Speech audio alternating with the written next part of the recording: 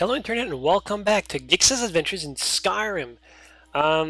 Today we're going into the temple at Bleak Falls Barrow to recover a dragon stone tablet or something like that. It's for the main quest, and I'm accompanied by Janessa, and so far she's proving herself, I guess, worthy of my companionship. But no, she's pretty awesome.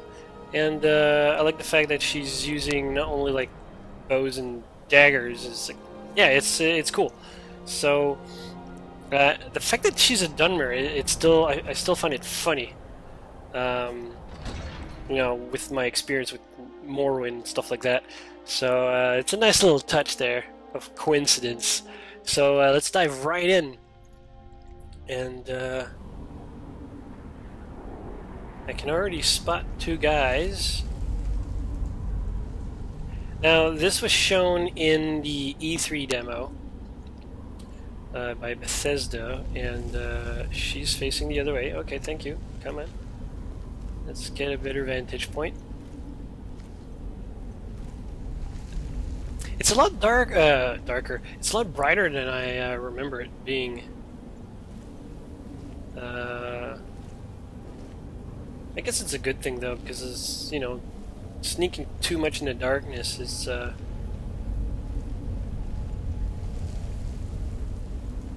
there's already a dead guy there. Killed by skeevers?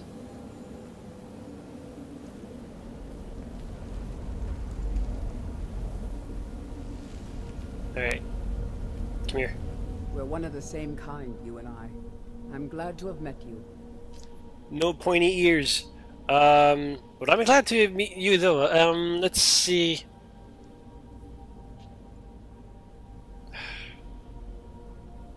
Huh. I'm curious to, yeah, what can you do for me there? What? I don't know. What?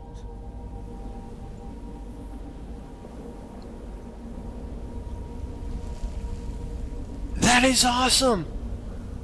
Is that like,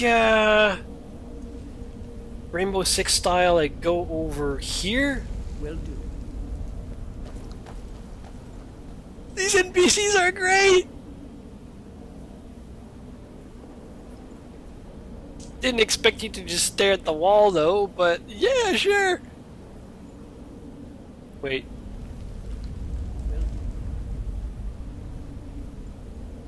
Oh, okay, I get it, I get it.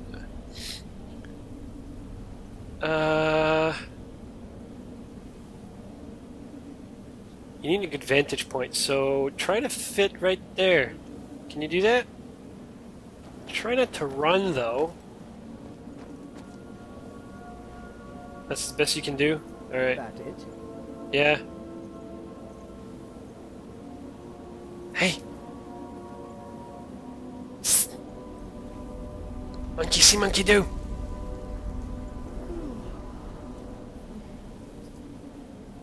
No? Alright, well,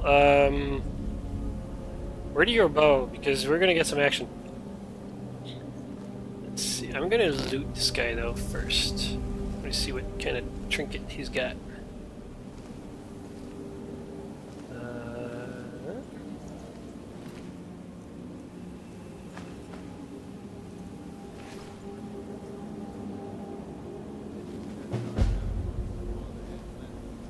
Golden Claw. Retrieve the Golden Claw. Oh, is that a quest that I've picked up from them? From their discussion? There's only two guys. Well, I guess that's count as number 3.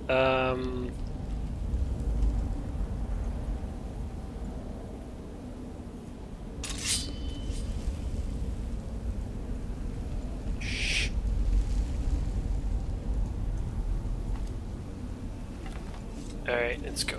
Okay, you stay there. Let's see if I can't get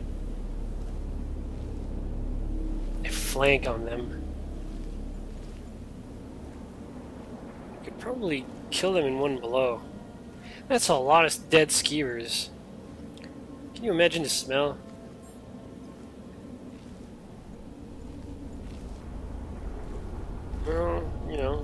with the cold weather like that, I guess it doesn't smell too bad. Refrigerated. With the fire, it looks like a high elf. I'm not exactly sure. I mean, here's a funny thought. I don't know why well, I know why I keep calling them high elves, but I call the Dunmer the Dunmer, and I don't know why I don't call them the Altmers. If that is indeed an Altmer. So that looks like an archer, and that looks like a dude with a mace and a shield. So the dude with mace and shield will probably not go down easily. Then again, he'll be in my face once I... sure. Let's see what I got. Target... Okay.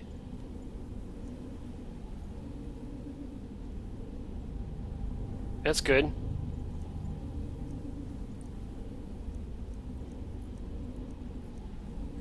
I stocked up, I see. Okay, that's good. I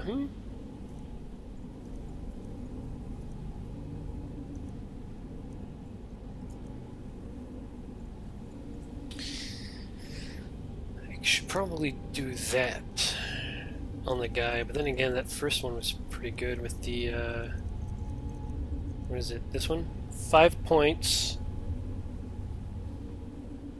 to health and stamina for 4 seconds. That's more damage. I'm assuming it takes every second.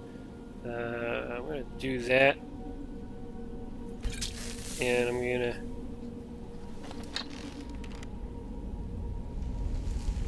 let her rip! Ooh. Yeah, she's an archer, right?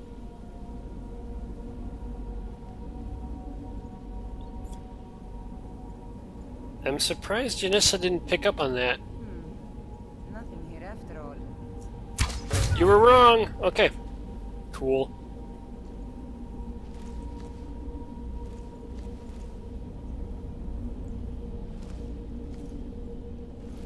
Yeah, give me a second.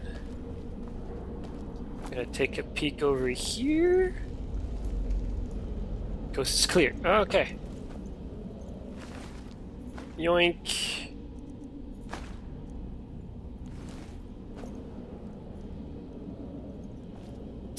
Hey! You can come back! Actually, she's... Is there a way to control her from distance? Probably not, eh?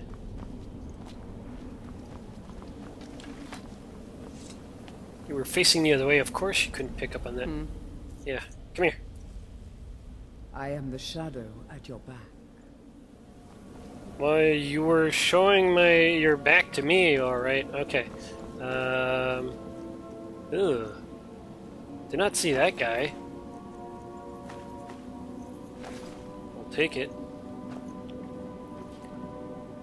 I'm not very observant. Okay, so that guy was nice. Poison might have been overkill, but I figured might as well play safe. Everything else looks okay, so chest time.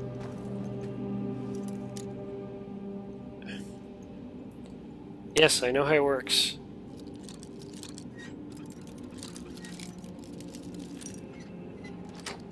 See?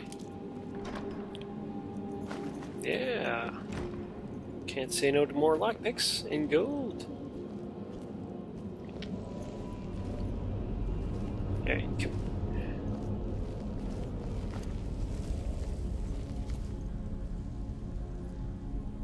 I'll try to use that again. Whoops. Okay. Come on. Oh, I just walk into it? Okay.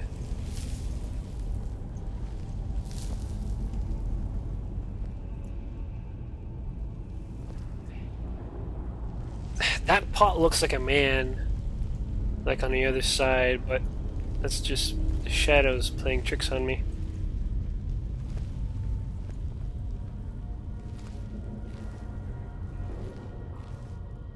And more dead skeevers.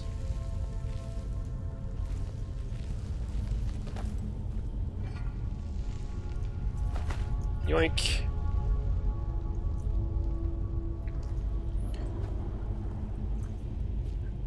Yeah, she's probably insulted by the idea of me looting urns, but I respect the living. Oh, that one's empty.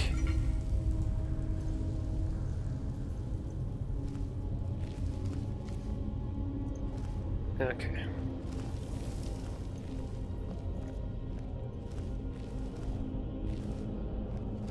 See, these types of moments where that's kind of cool. These types of moments where there's absolutely nobody around really adds tension to the dungeon crawling experience. It's not like super action where there's an enemy at every corner. As fun as that is, sometimes it's always nice to be creeped out by absolutely nothing. Which is what I like about dungeon crawlers. Makes you crawl, actually.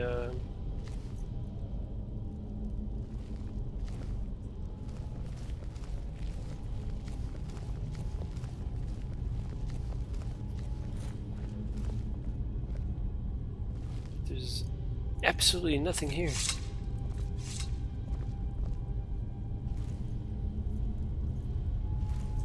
Oh, it's empty. Gotta start reading pretty faster than what I normally do. Okay.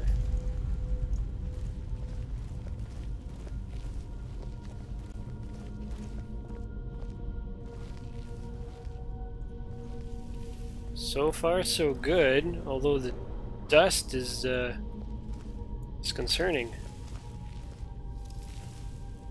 It's gonna collapse on me, isn't it?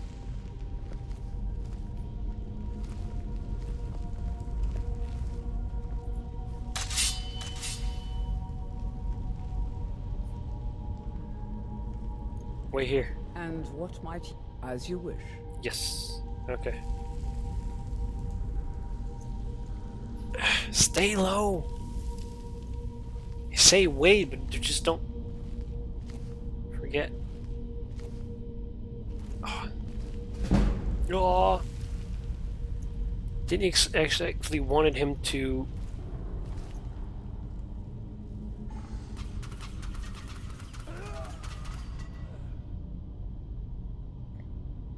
Sure.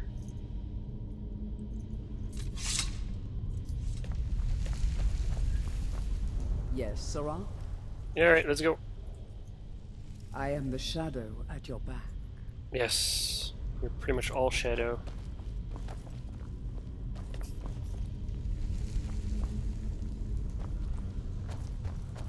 Alright.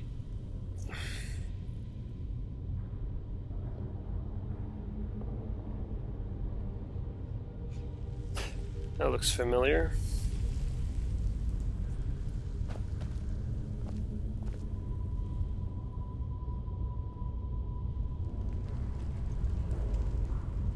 Snake, snake, dolphin?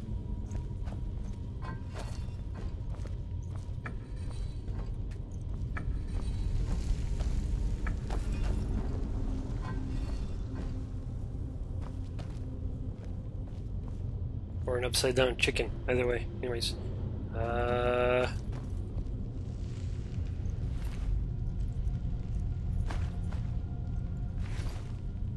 Bottoms up. Simple enough. Alright.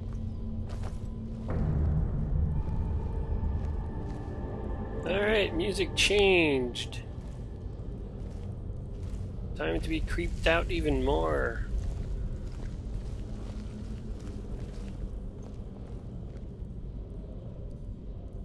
Read thief. Ah.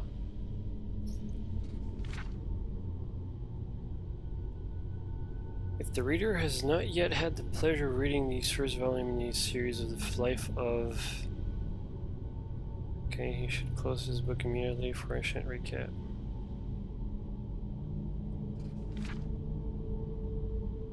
Yeah, I think I'm gonna read it some other time.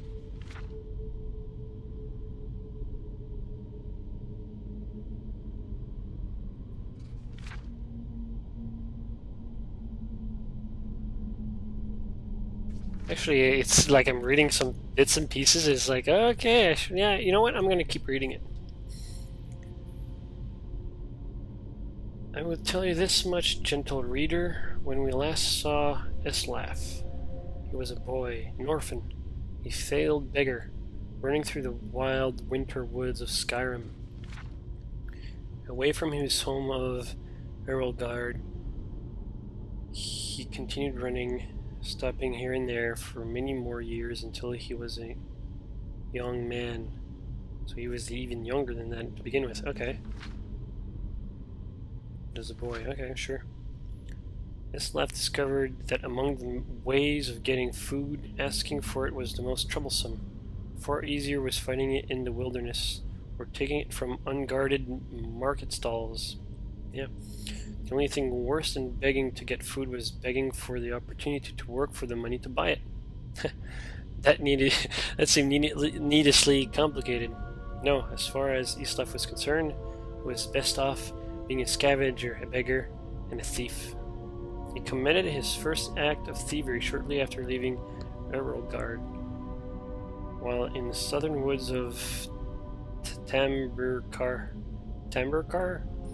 in the rugged lands near Mount Jessen, just east of the village Hordeld, Islaf was starving, having not eaten anything but a rather scrawny raw squirrel in 4 days, and he smelled meat cooking and then found the smoke. A band of Mistral bards was making camp. He watched them from the bushes as they cooked and joked and flirted and sang. He could have asked them for some food, but so many others had refused him before. Instead, he rushed out, grabbed a piece of meat from the fire, and wincing from the burns, scrambled up the nearest tree and devoured it while the bard stood under him and laughed. Oh yeah, I remember reading this.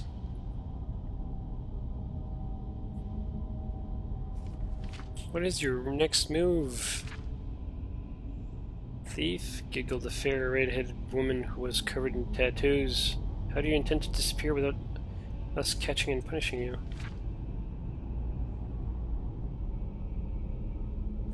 As the hunger subsided, Islaf realized she was right. The only way to get out of the tree without falling in the mist was to take the branch down to where it hung over a creek. It was a drop off the cliff, about 50 feet. It seemed like the wisest strategy, so Islaf began crawling in that direction. "You know how to fall, boy?" called out of Yud Khajiit, a few years older than Islaf, thin but muscular, graceful in his slightest movements. "If you don't, you should just climb down here and take what's coming to you. It's idiotic to break your neck, and then just give you some bruises, and send you on your way." "Of course I know how to fall," Islaf called back, but he didn't. He just thought the trick of falling was to have nothing underneath you, and let nature take its course. But 50 feet up, when you're looking down, is enough to give anyone pause. "I'm sorry to doubt your abilities, Mr. Thief," said the Khajiit, grinning. "Obviously you know to fall feet first with your body straight, but loose to avoid cracking like an egg. It seems you are destined to escape us." Islaf wisely followed the Khajiit's hints and leaped into the river, falling without much grace, but without hurting himself. In the years that followed, he had made several more drops from even greater heights, usually after a theft, sometimes without order beneath him, and he improved the basic technique. Yeah, when he arrived in the western town of Jolenheim, in the morning of his 21st birthday, he didn't take him long to find out who was the richest person most deserving of being burgled. An impregnable palace in a park near the center of town was owned by a mysterious young man named Sweetbud. Islaf had wasted no time in finding the palace and watching it. A fortified palace, he had come to learn, was like a person with quirks and habits beneath its hard shell. was not an old place. Evidently, whatever money this soy bud had come into was fairly recent. It was regularly patrolled by guards, implying that the rich man was fearful of it being burgled, with good reason. The most distinctive feature of the palace was its tower, rising 100 feet above the stone walls, doubtless giving the occupant a good defensive view. Islav guessed that if Soybud was as paranoid as he guessed him to be, the tower would also provide a view of the palace storehouse. The rich man would want to keep an eye on his fortune. That meant that the loot couldn't be directly beneath the tower, but somewhere in the courtyard within the walls. The light of the tower shone all night long, so Islav boldly decided that the best time to burgle was by the light of day, when Sudbud must sleep. That would be the time the guards would least expect a thief to pounce. And so when the moon's sun was shining over the palace, Islav quickly scaled the wall near the front gate and waited, hidden in the crenellations. The interior courtyard was plain and desolate, with few places to hide, but he saw that there were 2 wells. One of the guards used from time to time to draw up water and slake their thirst. But Islav noticed that guards would pass by the other well, never using it. He waited until the guards were discarded, just for a second, by the arrival of a merchant in a wagon bearing goods for the palace. While they were searching his wagon, Islav leapt elegantly, feet first, from the wall into the well. It was not a particularly soft landing, for, as Islav had guessed, the well was not full of water, but gold. Still, he knew how to roll after a fall, and he didn't hurt himself. In a dark, subterranean storehouse, he stuffed his pockets with gold and was about to go to the door which he assumed would lead to the tower when he noticed a gem the size of an apple, worth more than all the gold that was left. Islav found room for it down his pants. The door did indeed lead to the tower, and Islav followed its curving stairway up, walking quietly but quickly. At the top he found the master of the palace's private quarters, ornate and cold, with invaluable artwork and decorative swords and shields on the wall. Islav assumed the snoring lump under the sheet was Suibud, but he didn't investigate too closely. He crept to the windows and looked out. It was going to be a difficult fall, for 4 carats. He needed to jump from the tower, past the walls, and hit the tree on the other side. The tree branches would hurt, but it would break his fall. There was a pile of hay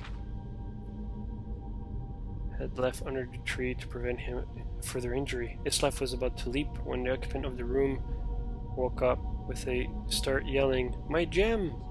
Islav and stared at him for a second. Eyes widened. They looked alike, not surprising since they were brothers. Islav Erold story is continued in the Book of Warrior. Yeah, I read that one before, and I'll take it anyways. And the reason I continued reading it is because, well, even though I remember reading some books sometimes, I don't necessarily remember the stories inside, and sometimes they give insight on how I should play a thief. Not necessarily how in terms of gameplay mechanics, but in terms of strategy, like I have to be patient and stuff like that. And I was wondering, who the hell? But no, it's her. Okay. So yeah, I just decided to keep reading it. Now the tricky part... Whoa!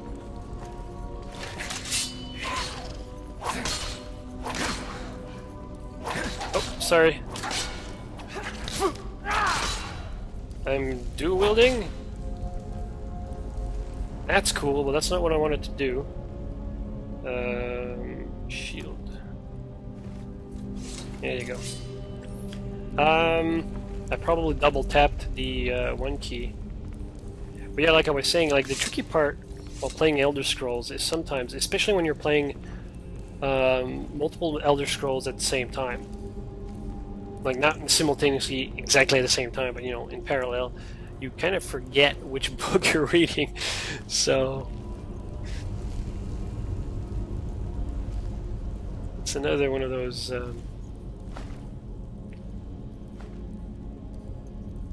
things they have to consider.